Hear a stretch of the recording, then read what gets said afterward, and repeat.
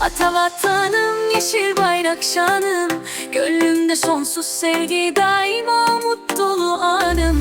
Masmavi göklerde gururla yükselir bayrağım, Türkmenin azmiyle parlar, cesareti ışıldar. Oğuzhan'dır atamız, Mahdum kulu bilgemiz, ağrılarımız efsanedir, o bizim kalbimiz. Beş eyalet, beş kardeş, yurdumuzun temelleri, Mert Türkmenoğlu işte gerçek aslımız.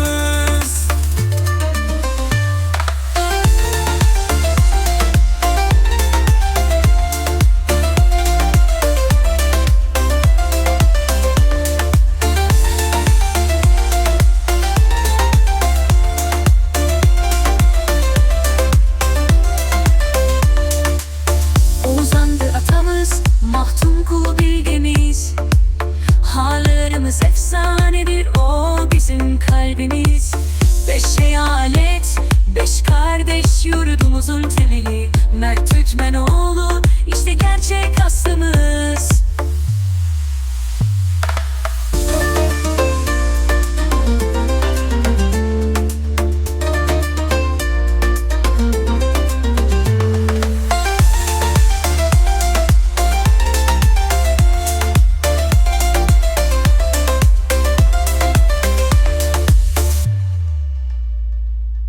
Oğuzhan'dır atamız, Mahdum kulu bilgemiz, ağrılarımız efsanedir, o bizim kalbimiz.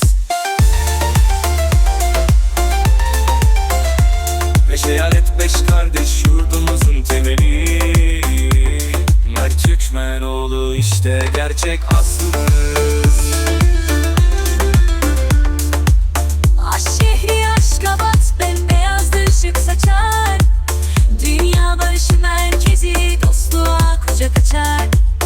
Türkmenistan'ın kalbi, şanı göklerde uçar, her adımda seninle gururumuz taşar. Türkmenin kanadı, teke atımız, UNESCO'da küstetti, o bizim sanatımız. Dutların havası, yüreklerde bir ezgi, Atavatan Türkmenistan işte bizim şarkımız. Türkmenistan atavatanın, yeşil bayrak şanı, gönlünde sonsuz sevgi, daima umut dolu anım. Masmavi göklerde gururla yükselir bayrağım, Türkmenin azmiyle parlar, cesaretiyle ışıldar.